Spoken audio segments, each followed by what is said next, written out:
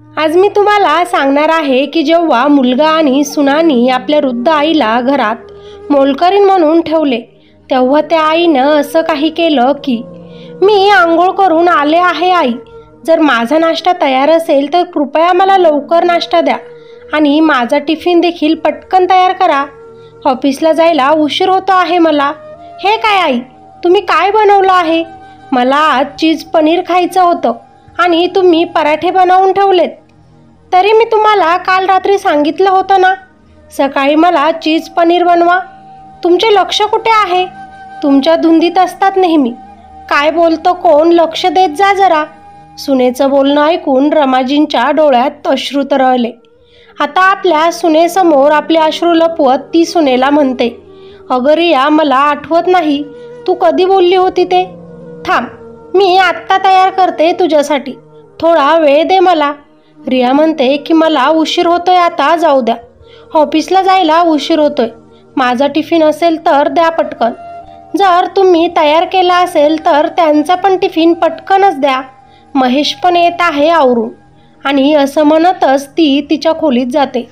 रमा स्वयंपाकघरात येते आणि पटकन सुनेचा टिफिन बनवते. ती टिफिन तयार करतच होती की तेवढ्यातच सुनही येते. रमाजी सुनेला म्हणजेच रियाला टिफिन देतात. त्यांची सून टिफिन घेते आणि रमाजींना सांगते, आई, मी ऑफिसला निघते आहे. तुम्ही यशला दूध पाजा आणि त्याच्यासाठी कुकरमध्ये थोडी खिचडी तयार करा आणि तो उठल्यावर यशला संत्र्याचा रस बर्फ न घालता प्यायला द्या, नाहीतर त्याचा घसा खराब होईल. आणि निशू शाळेतून आल्यावर बस स्टॉपवर घ्यायला जाताना छत्री घेऊन जायला विसरू नका अजिबात. खूप ऊन आहे बाहेर.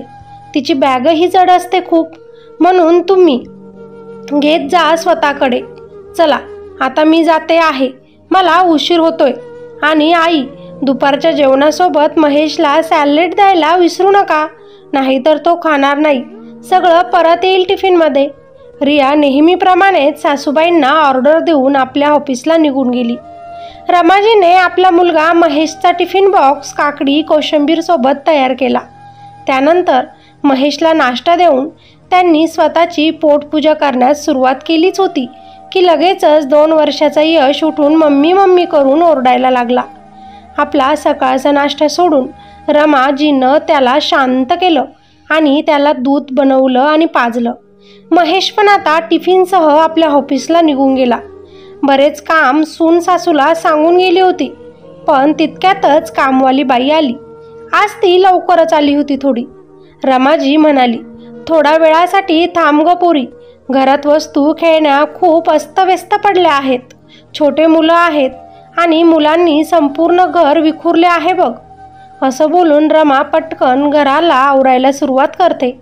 कामवाली लगेचच रमाला बोलते, मावशी, हे तुमचं रोजचंच आहे. मला उशीर झाला आहे खूप. हे एकमेव घर नाही की जिथं मी येते. मला दुसऱ्या घरीसुद्धा कामावर जावं लागतं. जर प्रत्येकजण असे करेल तर मग कसं होईल? असं काम केलं मी तर मला संध्याकाळ होईल इकडेच. घरी माझी पण लहान मुलं आहेत, जी माझी वाट बघत असतात. मोलकरीण काम उरकण्याची घाई करत होती, म्हणून रमाजींनी घर पूर्णपणे घाईतच आवरून घेतलं होतं.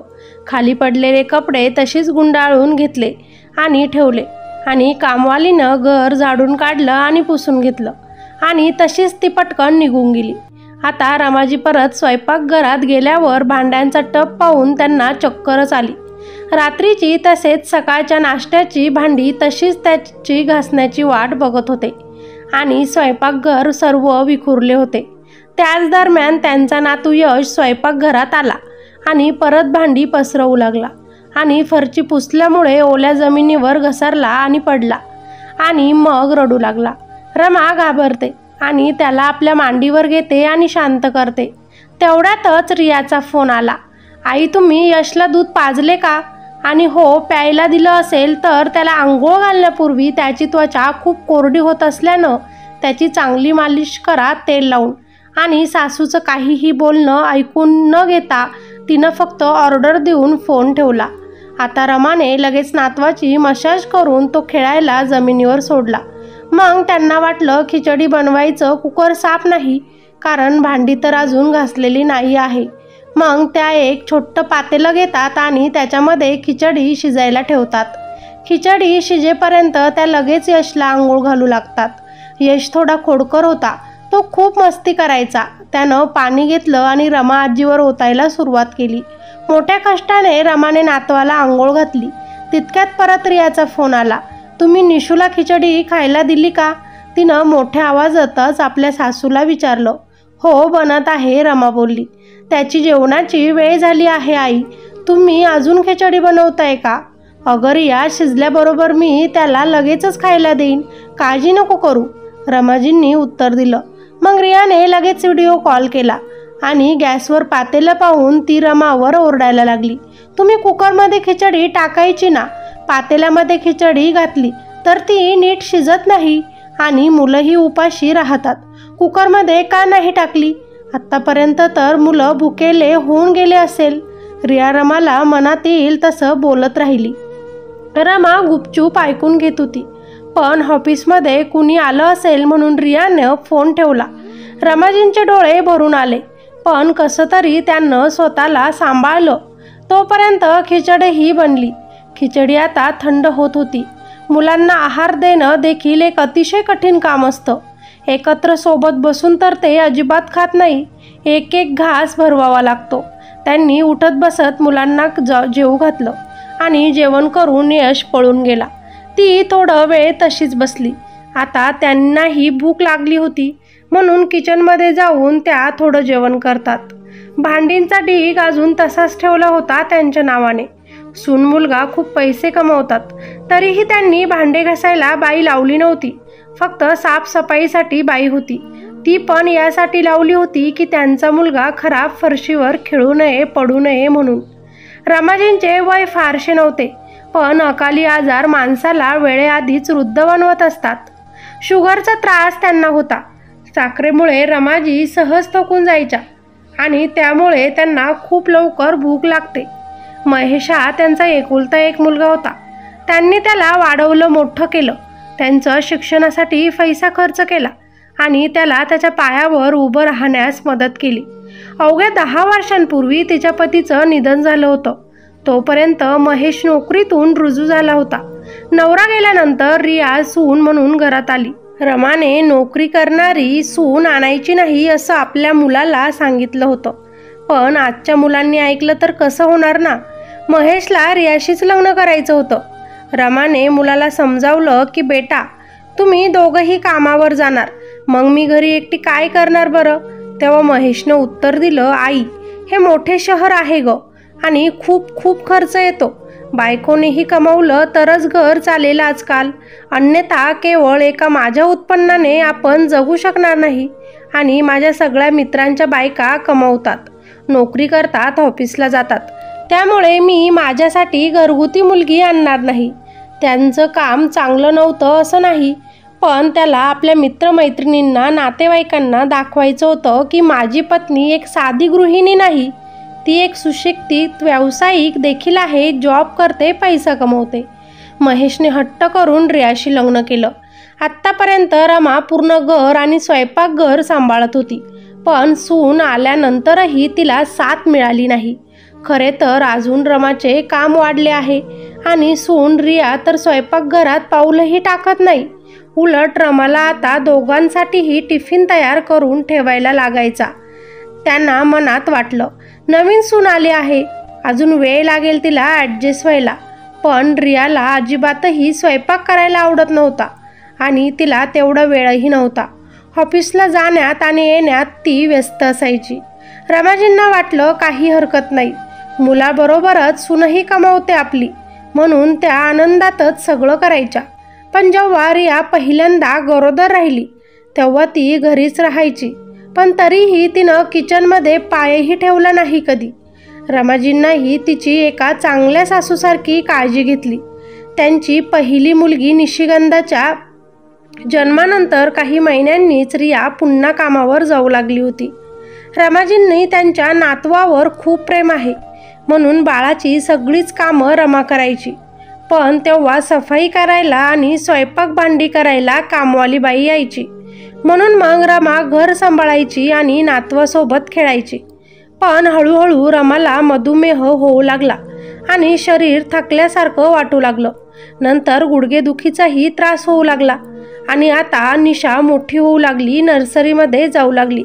त्यामुळे खूप कामं होते, पण शरीरात पहिल्यासारखी ताकद राहिली नव्हती रमाच्या. रियाला दुसरं मूल होऊच द्यायचं नव्हतं आता. या महागाईच्या परिस्थितीत एका मुलाचे संगोपन करणं कठीण झालं आहे. 2 मुलं कशी वाढवणार असं ती बोलायची. पण निशाने एकटी राहू नये, तिला स्वतःचं कोणीतरी भाऊ बहीण असावं अशी महेशची इच्छा आहे. त्यानंतर त्याला एक मुलगा झाला, यश. यशच्या जन्मानंतर सुनेनं महागाईचे कारण देत स्वयंपाक करणारी आणि भांडी घासणारी बाई कामावरून काढून टाकली आणि म्हणाली, आई घरीच राहते की, इथून पुढे आईच स्वयंपाक बनवतील आणि घरातील छोटे मोठे कामही करून घेतील. आता 2 मुलांचा खर्च वाढला आहे, त्यामुळे सासूबाईंनाच काम करावं लागेल, हे सांगून ती मोकळी झाली. यश मोठा होत होता, पण महेश आणि रिया त्यांच्या ऑफिसच्या कामात व्यस्त राहत होते. त्यामुळे त्यांनी तर मुलांवर सुद्धा लक्ष दिलं नाही. शनिवारी रविवारी सुनेला सुट्टी मिळाली की ती मॉलमध्ये शॉपिंग किंवा सिनेमा किंवा मैत्रिणींसोबत पार्ट्या करायला निघून जात असे. रमाजी दिवसभर 2 मुलांना सांभाळून थकून जायच्या. घरचे कामं आणि जेवणही त्यांनाच बनवावं लागत. सून कशातच मदत करत नसे. रमाजींना ते आता सहन होत नव्हते. आधी त्यांना वाटलं सून नवीन आहे, ती घर कसं सांभाळणार. त्यानंतर ती गरोदर राहिली. तिच्या लक्षात आलं त्यामुळे सुनेची काळजी घेणं हे माझं कर्तव्य आहे. मग रमाला वाटलं की हे सुनेचं पहिलं अपत्य आहे. मग मुलाला ती कसे वाढवेल, तिला कसे कळणार, त्याचा कसा सांभाळ करायचा, एकापेक्षा जास्त मुलं आणि ऑफिस कसं सांभाळेल असा विचार रिमा करत असे. आणि म्हणून सुनेला काहीच कधी बोलली नाही. होईल तसं सगळं काम हळूहळू करत असे. पण आता पाणी डोक्यावरून जात होतं त्यांच्या. आता रमाजींना ते जमत नव्हतं, त्यांच्याकडून ते होत नव्हतं. त्यात सुनाचे टोमणे.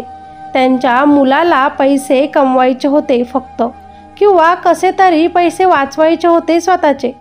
त्याला आईची अजिबातही पर्वा नव्हती आणि त्या दोघांनीही आईवर कधीच खर्च केला नाही.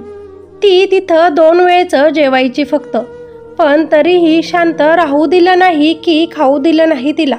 नातवंडे ही प्रत्येक आजीला प्रिय असतात, पण जेव्हा त्यांची सर्व जबाबदारी त्यांच्यावर टाकली जाते त्यामुळे ते प्रेमही जबरदस्ती वाटू लागते. म्हणून आता रमाने एक निर्णय घेतला. एका रविवारी मुलगा आणि सून दोघंही नुकतेच बाहेरून आले होते.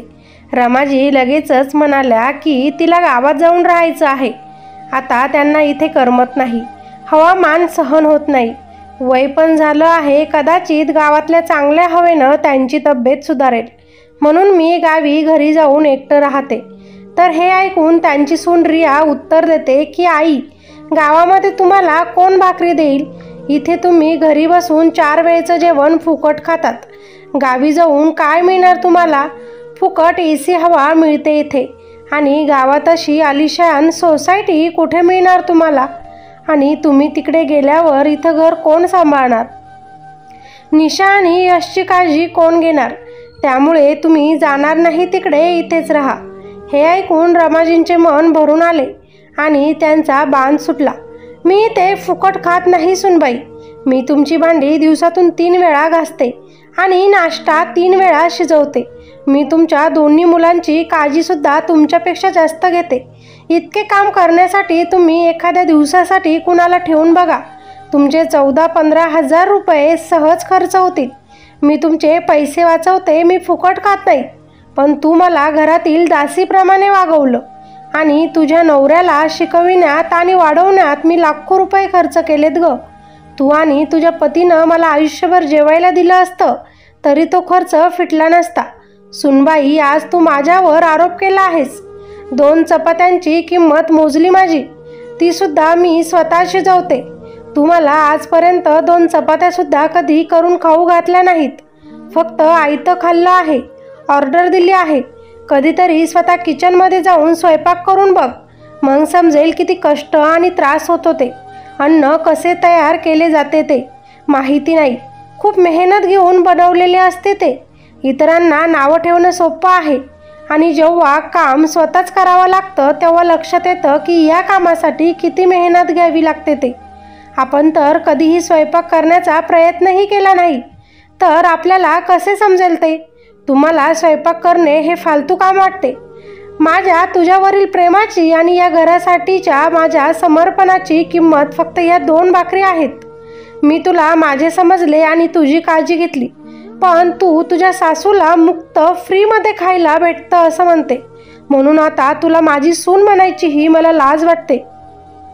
तुला बोलून तरी काय उपयोग सुनबाई, जेव्हा आपला स्वतःचाच मुलगा आता आपला नाही. तू तर परक्याच्या घरून आली आहेस. माझ्या मुलालाच आईला त्रास कष्ट दिसत नाही, त्याला तर फक्त पैसेच कमवायचे आहेत. कधीतरी महेश आला का माझ्याजवळ आणि विचारलं का कधी मला, कशी आहेस आई, तुला काही प्रॉब्लेम आहे का, काही पाहिजे आहे का? त्याचे वडील गेले तशी त्याच्यासाठी उभीच आहे, पण त्यानं काय दिलं मला?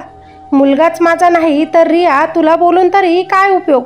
अगं आजारी पडते तर मी माझ्या शेजारच्या मैत्रिणीसोबत दवाखान्यात जायचे, तरी कधी तुमच्याकडून पैसे मागितले नाही की तुम्ही कधी दिले नाही. आणि महेशच्या वडिलांच्या पेन्शनच्या पैशातूनच मी माझी स्वतःची औषधं देखील विकत घेते आणि दुसरा खर्चही भागवते. मी माझा मुलगा सून यांच्या दोन्ही मुलांसाठी खूप काही केलं आहे. तसं तुम्ही माझ्यासाठी काय केलं ग? काही नाही. पण आता मी ते करू शकत नाही. बस, माझ्याकडून हे होणार नाही. तू तुझ्या मुलांची, नवऱ्याची आणि घराची काळजी घे. जरी हे घर माझ्या नवऱ्यानं आणि मीच सेटल केलं आहे, पण एक आई असल्यानं मी माझ्या मुलांना बेघर करू शकत नाही. मी तुला माझी सून म्हणून या घरात आणलं, मग मी तुला माझं हे घर सोडायला कसं लावू? तुम्ही दोघांनीही लाज उरली नाही, पण तरीही माझ्या डोळ्यात आज दुःखाचे अश्रू आहेत. मला आता हे घर सोडायचे आहे. या वयात मी आजारपण सांभाळते, स्वयंपाकघर सांभाळते, घर सांभाळते, लहान मुलांची काळजी घेते. मी या घराची मालकीण आहे, मोलकरीण किंवा तुमच्या मुलांची आया नाही. तुमच्या मुलांची काळजी घ्या आता किंवा मोलकरीण ठेवा. मला हे सर्व सांभाळता येत नाही. पैशांची पण अपेक्षा मला तुमच्याकडून अजिबात नाही. मी एकही रुपया मागणार नाही, कारण माझ्या पतीचे पेन्शन माझ्यासाठी पुरेसे आहे. सुनबाई, तू ऑफिसला जाते, मुलांच्या खाण्यापिण्याची 10 वेळा फोन करायला विचारते, पण कधी मला विचारायची का आई जेवण केलं का नाही, औषधं वेळेवर घेतले की नाही? तुझे काहीच कर्तव्य नाही का? ज्या आईनं तुझ्या पतीला मोठं केलं तीच तुझ्या मुलांना वाढवत आहे, तिच्याप्रती तुमचे कर्तव्य नाही का? असे बोलून रमाजी आता ढसाढसा रडू लागल्या होत्या. महेश आणि रिया शर्मानं खाली पाहू लागले होते. रमाला काहीच बोलता आलं नाही पुढे. दोघांचे काय बोलणे झाले आईला कधीच समजले नाही. तिनं बोलणे बंद केलं. आईला रडताना पाहून महेश उठला आणि आईजवळ आला आणि आईला गप्प केलं आणि म्हणाला, मम्मी मला माफ कर. पैसे कमवण्याच्या आणि वाचवण्याच्या नादात मी माझ्या आईचं आयुष्य उद्ध्वस्त केलं आहे.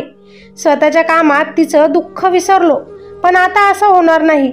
आता मी तुझी पूर्ण काळजी घेईन. आता मी तुला तक्रार करण्याची संधी देणार नाही, पण घराबाहेर जाऊ नकोस आम्हाला सोडून. रिया आणि मला आमच्या दोन्ही मुलांच्या सवयीबद्दल काहीही माहिती नाही, कारण सगळं तूच करत होतीस. आम्ही पण कधी लक्ष दिलंच नाही. इतकी वर्ष आमची वागणूक पाहून तू प्रश्न विचारत आहेस.